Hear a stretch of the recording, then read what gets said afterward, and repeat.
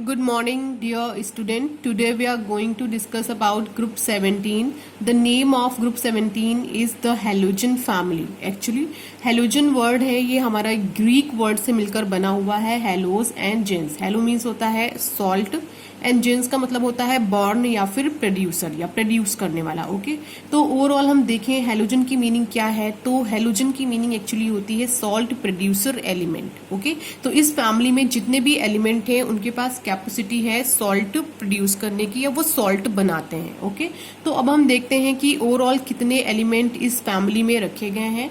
तो number 1 element है हमारा फ्लोरीन. ठीक है, फ्लोरीन का सिंबल होता है F. Next one is chlorine. आप जानते ही हैं क्लोरीन का सिंबल होता है Cl. Next bromine. ब्रोमीन का सिंबल होता है Br. Next one is iodine. Symbol is capital I. And astatine symbol is At. Okay, और last one is tennessine. Symbol is Ts. Okay, तो tennessine is a synthetic radioactive element. ये क्या है? Synthetic radioactive element है, यानी man made है radioactive element. Okay, the atomic number of this element is 117 and atomic mass is 294. Okay, तो इस element की अभी प्रॉपर डिस्कवरी हुई नहीं है क्योंकि ये रेडियो एक्टिव एलिमेंट है और इसकी जो हाफ लाइफ है वो मिली सेकेंड्स में होती है, जिस वजह से इसकी स्टडी अभी हो पाना पॉसिबल नहीं है. अब हम बात करते हैं एस्टेटीन की. तो एस्टेटीन भी हमारा क्या है? रेडियो एक्टिव एलिमेंट है. रेडियो एक्टिव एलिमेंट है और सेम प्रॉब्लम इस एलिमेंट के साथ भी है क्योंकि इसका भी हाफ लाइफ मिली सेकेंड्स में होता है, तो इसकी भी प्रॉपर अभी स्टडी नहीं हो पाई है. तो कोई प्रॉपर केमिस्ट्री इसकी भी डेवलप नहीं हुई है कि इसको आप स्टडी करो, तो इस वजह से इन दोनों एलिमेंट को आप अभी स्टडी नहीं करोगे. जो मेन एलिमेंट है इस ग्रुप से रिलेटेड जिन्हें आपको स्टडी करना है वो है फ्लोरीन, क्लोरीन, ब्रोमीन और आयोडीन. ठीक है, तो सबसे पहले हम बात करते हैं अकुरेंस की कि ये हमें एक्चुअली कहाँ मिलते हैं.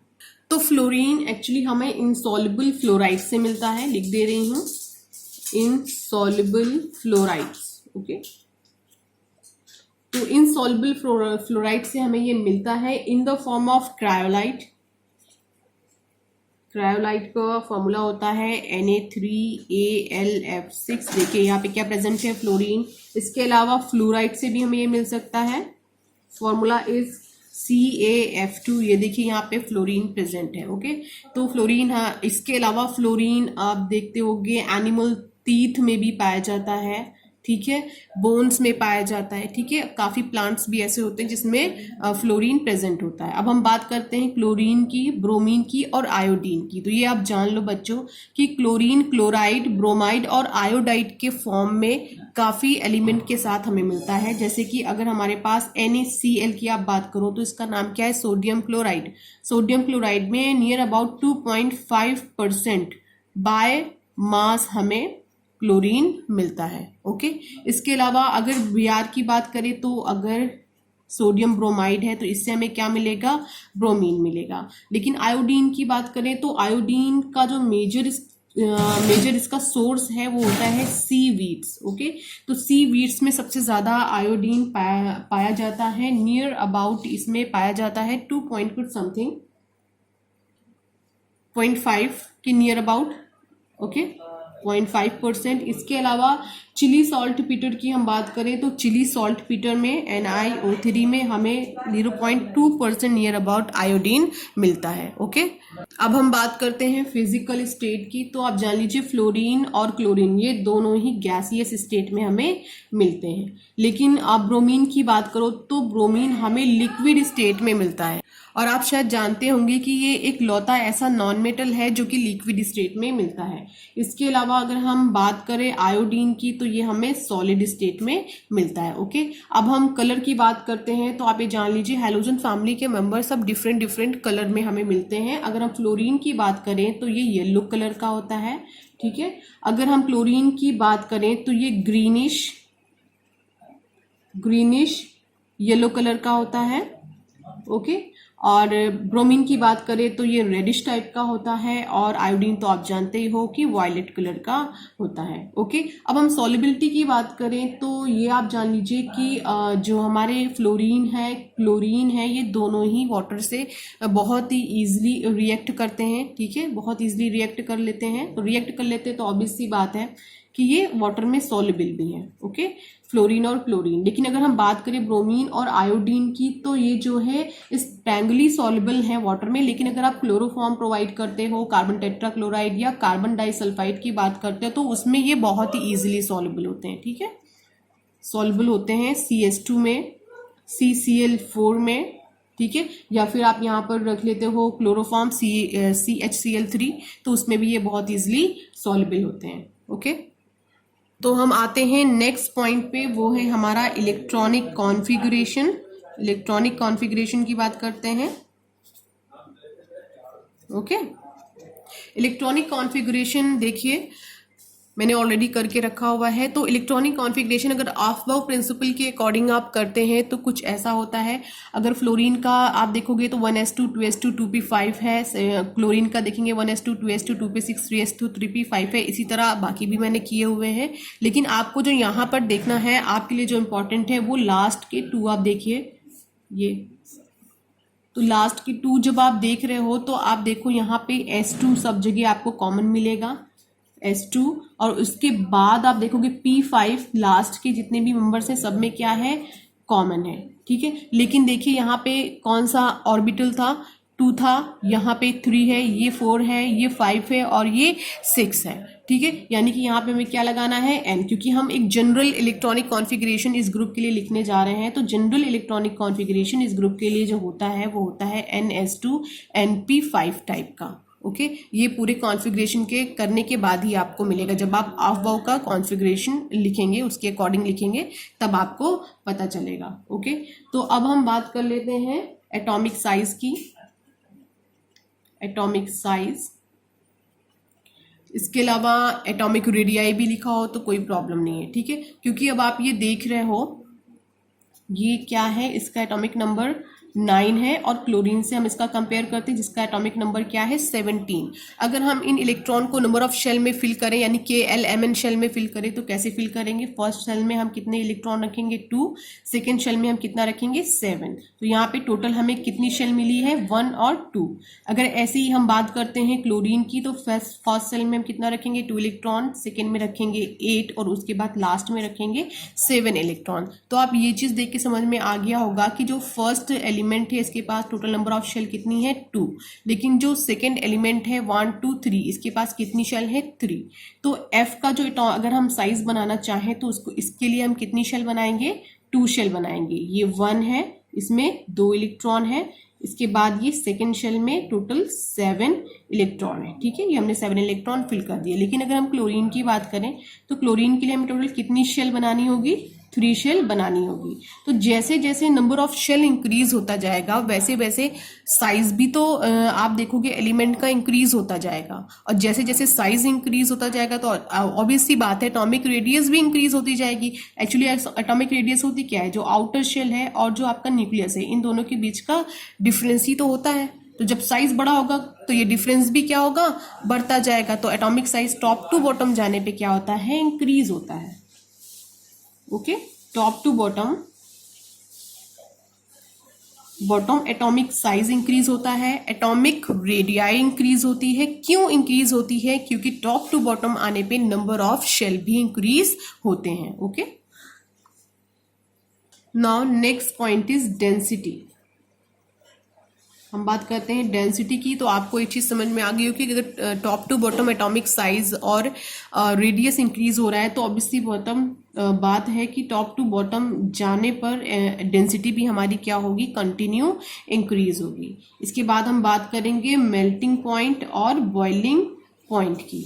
इसका क्या इफेक्ट, क्या ट्रेंड हमें देखने को मिलेगा। तो बच्चों एक चीज आप जान लीजिए कि टॉप टू बॉटम आने पर साइज क्या हो रहा है, इंक्रीज हो रहा है। और आपको पता है साइज का रिलेशनशिप वॉन डर वाल फोर्स के साथ। ठीक है, जब साइज क्या होगा, बढ़ेगा तो साइज जब आपका बढ़ेगा तो वॉन डर वाल फोर्स, लिख दे रही हूं, वॉन डर वॉल फोर्स भी क्या होगा, बढ़ेगा। तो यानी टॉप टू बॉटम आने पे साइज इंक्रीज हो रहा है, तो टॉप टू बॉटम आने पे वंडरवॉल फोर्स भी क्या हो रहा है, इंक्रीज हो रहा है। तो अगर आप स्टार्टिंग के दो एलिमेंट की बात करें, फ्लोरीन और क्लोरीन की बात करें, तो आप अगर कंपेयर करें ग्रुप के अदर एलिमेंट से, तो फ्लोरीन और क्लोरीन का साइज सबसे छोटा होगा। सबसे छोटा तो फ्लोरीन का होगा, उसके बाद किसका होगा, क्लोरीन का होगा। ठीक है, तो जो फोर्स ऑफ अट्रैक्शन लगने वाला है इनके मॉलिक्यूल्स के बीच में, वो वंडरवॉल फोर्स ऑफ अट्रैक्शन क्या होगा, कम होगा, जिसकी वजह से फ्लोरीन और क्लोरीन किस स्टेट में प्रेजेंट होते हैं, गैसियस स्टेट में प्रेजेंट होते हैं। और इनका मेल्टिंग और बॉइलिंग पॉइंट भी क्या होता है, लो होता है। क्यों होता है, क्योंकि इनका साइज क्या है, छोटा है। इसके बाद जब जैसे जैसे आप नीचे आते जाते हो, आप देखते हो कि साइज क्या होता जा रहा है, बढ़ता जा रहा है। जब साइज बढ़ता जा रहा है तो ये क्या हो रहा है, वंडरवॉल फोर्स का अट्रैक्शन जो है, वंडरवॉल फोर्स ऑफ अट्रैक्शन, वो क्या होता जा रहा है, इंक्रीज होता जा रहा है। तो टॉप टू बॉटम आते आते साइज बढ़ने की वजह से van der Waals force of attraction increase होता जा रहा है, जिसकी वजह से मेल्टिंग एंड बॉइलिंग पॉइंट क्या होता जा रहा है, इंक्रीज होता जा रहा है। तो इस तरह हमें एक चीज समझ में आ रही है कि जब हम टॉप टू बॉटम चलते हैं तो हमारा मेल्टिंग और बॉइलिंग पॉइंट क्या होता जाता है, इंक्रीज होता जाता है। क्यों इंक्रीज होता जाता है, क्योंकि साइज इंक्रीज होता जाता है, और साइज के ही डायरेक्टली प्रोपोर्शनल क्या है, वंडरवॉल फोर्स। तो अगर साइज इंक्रीज हो रहा है तो फोर्स ऑफ अट्रैक्शन यानी वंडरवॉल फोर्स भी क्या हो रहा है, इंक्रीज हो रहा है। और ये इंक्रीज होने की वजह से टॉप टू बॉटम आने पे मेल्टिंग और बॉइलिंग पॉइंट दोनों क्या हो रहा है, इंक्रीज हो रहा है। Now next point is ionization energy, या आप इसे आयोनाइजेशन इंथैल्पी भी बोल सकते हो। ओके, तो आपको मैं पहले भी बता चुकी हूँ कि जो आयोनाइजेशन एनर्जी या इंथैल्पी होता है, यानी आईपी, या आप इसको आयोनाइजेशन पोटेंशियल के नाम से भी किसी बुक में देख सकते हो, कंफ्यूज मत होना। जो आईपी होता है वो जो है इनवर्सली प्रोपोर्शनल होता है साइज के। तो टॉप टू बॉटम आने पे साइज क्या हो रहा था, इंक्रीज हो रहा था। तो इट मीन्स क्योंकि ये दोनों इनवर्सली प्रोपोर्शनल है, अगर साइज इंक्रीज हो रहा है तो आयोनाइजेशन एनर्जी क्या होने लग जाएगी, डिक्रीज होने लग जाएगी। तो इट मीन्स हमें ये समझ में आ रहा है कि टॉप टू बॉटम जाने पे आयोनाइजेशन एनर्जी एक्चुअली हमारी क्या होती जाती है, डिक्रीज होती जाती है। ठीक है, लेकिन अगर आपसे कोई जनरली पूछ ले कि आयोनाइजेशन एनर्जी जो होती है हैलोजन फैमिली की, वो क्या कैसी होती है, तो आप ये जान लीजिए वेरी हाई। आयोनाइजेशन एनर्जी जो होती है हैलोजन फैमिली की, वो सबसे ज्यादा हाई होती है as compare to other families. Okay, अब हम देखते हैं इलेक्ट्रोनिगेटिविटी का कैरेक्टर। ये इलेक्ट्रोनिगेटिविटी का क्या कॉन्सेप्ट है यहाँ पे, इलेक्ट्रोनिगेटिविटी। तो बच्चों इलेक्ट्रोनिगेटिविटी के केस में आपने एक वर्ड तो जब से आपने क्लास 9th में आए होंगे तब से पढ़ा ही होगा कि fluorine is the most electronegative element. Fluorine is the most electro negative element.